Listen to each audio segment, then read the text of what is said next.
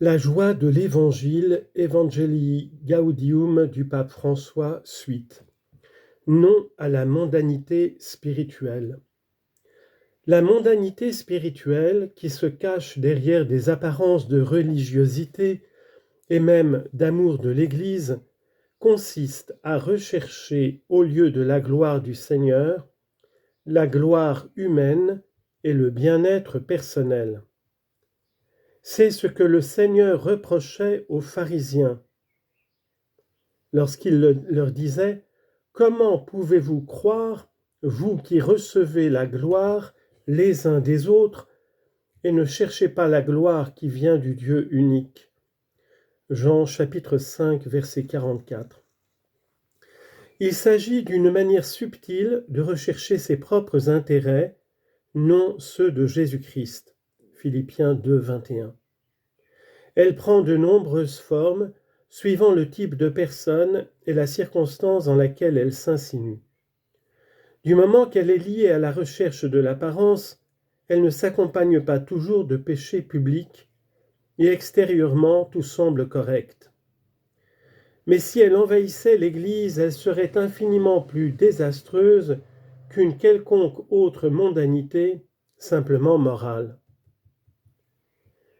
Cette mondanité peut s'alimenter spécialement de deux manières profondément liées entre elles. L'une est l'attrait du gnosticisme, une foi renfermée dans le subjectivisme où seule compte une expérience déterminée ou une série de raisonnements et de connaissances que l'on considère comme pouvant réconforter et éclairer, mais où le sujet reste en définitive fermé dans l'immanence de sa propre raison ou de ses sentiments. L'autre est le néo-pélagianisme autoréférentiel et prométhéen de ceux qui, en définitive, font confiance uniquement à leur propre force et se sentent supérieurs aux autres parce qu'ils observent des normes déterminées ou parce qu'ils sont inébranlablement fidèles à un certain style catholique, justement propre au passé. C'est une présumée sécurité doctrinale ou disciplinaire qui donne lieu à un élitisme narcissique et autoritaire où, au lieu d'évangéliser, on analyse et classifie les autres et, au lieu de faciliter l'accès à la grâce, les énergies s'usent dans le contrôle. Dans les deux cas, ni Jésus-Christ ni les autres n'intéressent vraiment.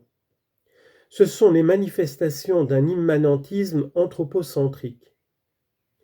Il n'est pas possible d'imaginer que de ces formes réductrices de christianisme puisse surgir un authentique dynamisme évangélisateur. Cette obscure mondanité se manifeste par de nombreuses attitudes apparemment opposées, mais avec la même prétention de dominer l'espace de l'Église. Dans certaines d'entre elles, on note un soin ostentatoire de la liturgie, de la doctrine ou du prestige de l'Église, mais sans que la réelle insertion de l'Évangile dans le peuple de Dieu et dans les besoins concrets de l'histoire ne les préoccupe. De cette façon, la vie de l'Église se transforme en une pièce de musée, ou devient la propriété d'un petit nombre.